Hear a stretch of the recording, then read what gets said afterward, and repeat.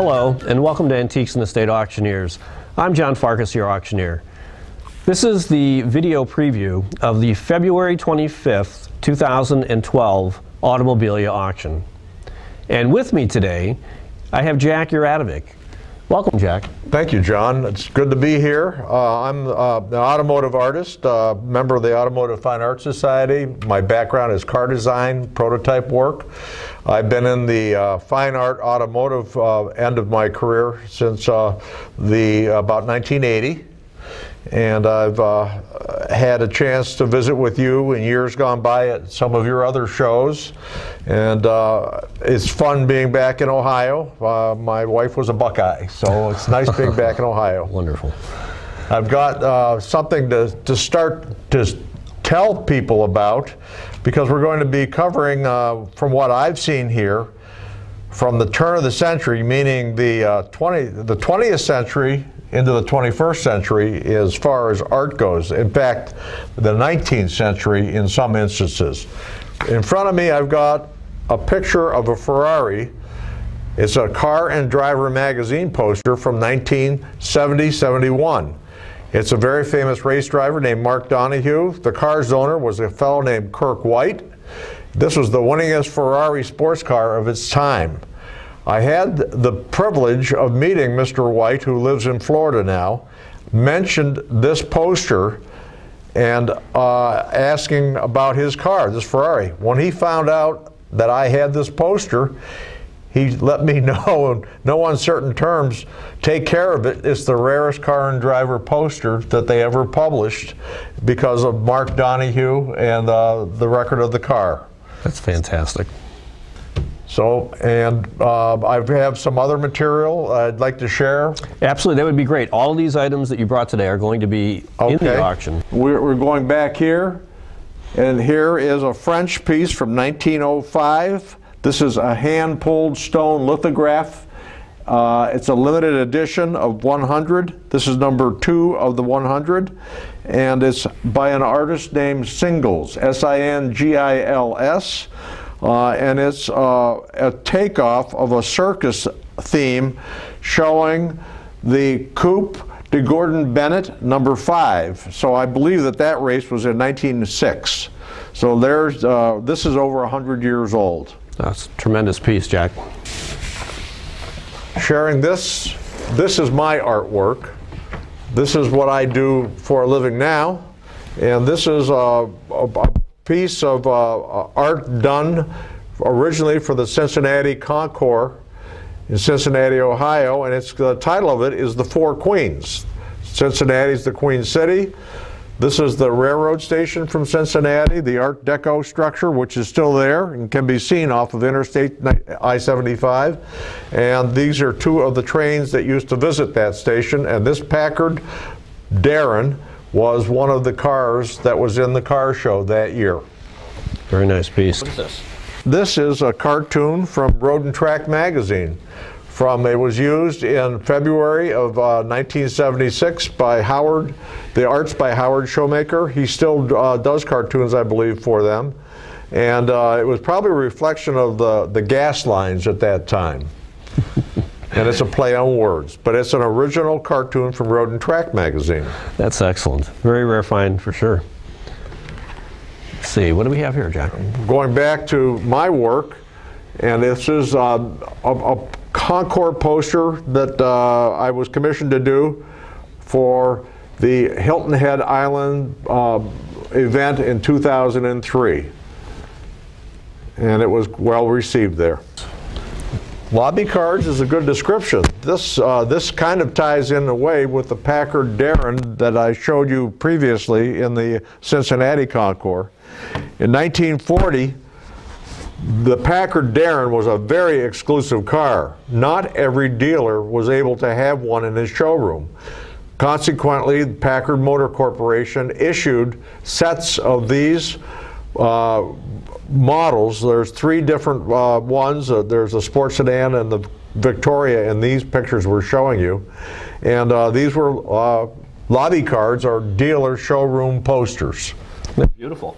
Now you had explained to me earlier about the gold metallic ink. Yes. That was actually at that time, it was a big deal to be able to print in metallic inks.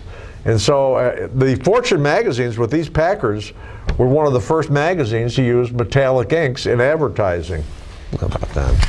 These are very unusual in that they were originally used by General Motors styling back in the late 60s, early 70s, and in these particulars, 3 different variations of this theme here. These were way out proposals for Firebirds back in the 1970s.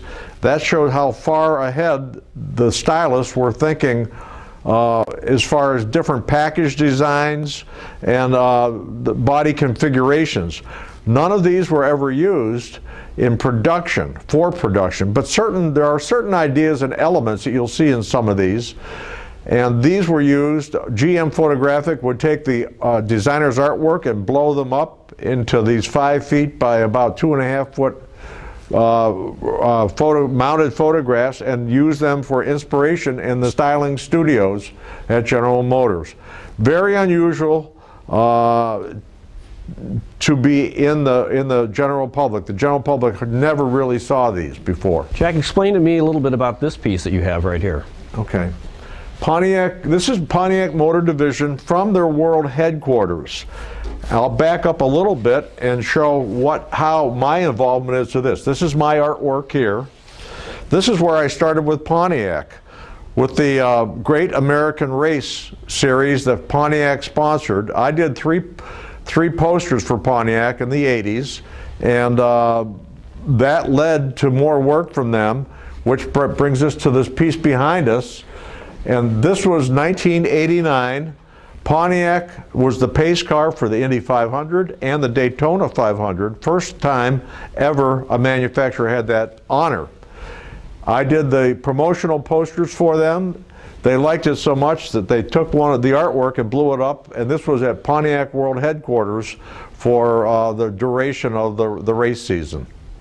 It's a beautiful piece. That's a one-of-a-kind piece. One-of-a-kind piece. And it's mounted on foam core board, and it is strictly an indoor sign, not to be never put outside. Excellent. Excellent. How about the Bugatti poster? The Bugatti poster came from the Bugatti Club of America. The original showroom posters were done in 1932 by Giraud. This is an exact replica, screened replica in dimension and color and quality of the original Bugatti poster, done in the late 60s, edition of 100. And it's got the number, it's numbered on the bottom left corner to attest to that. And so this is, I believe, number 43 out of 100. So it's quite rare and in excellent condition. John, I have something here I'd like to share with you. I happen to own a copy of this myself.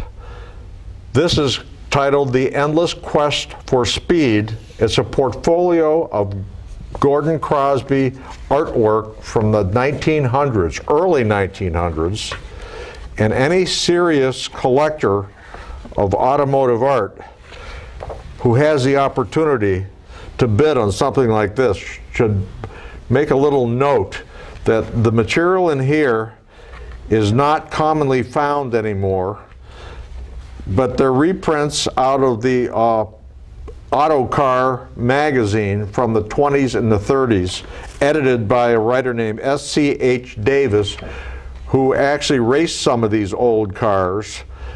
And I would highly recommend this for the collector to add to their library.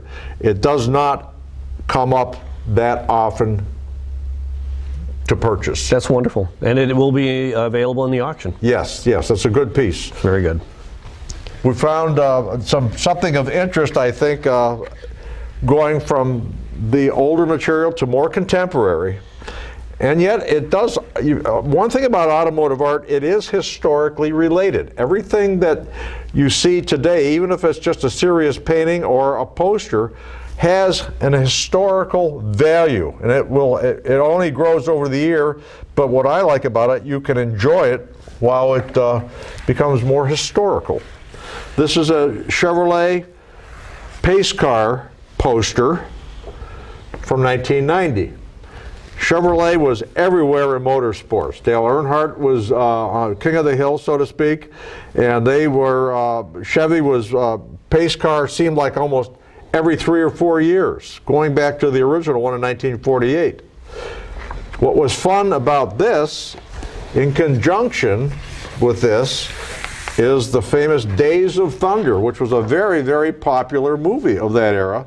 And here is one of the original posters from 1990, which goes with the pace car material. But this was Tom Cruise's big deal, and it sure is a colorful poster. Oh, it's a beautiful piece. It's all history. It's amazing, Jack. Yes. Yeah, what can you tell us about this? Oh, I want all of you Bugatti billionaires to line up right now. This is a very, very collectible, and if you're really a serious car, especially a sports car or Bugatti guy, I would think it'd be a must-have piece. This was, this is enamel, is that? That's correct. So that puts, it's old, and it's Bugatti, and I don't think I have to say too much more.